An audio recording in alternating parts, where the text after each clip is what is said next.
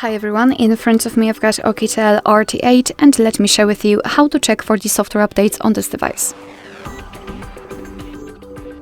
So let's start with opening the settings, and here in this left section scroll down to the very bottom to find the system. Now let's tap on System Update, just tap on it.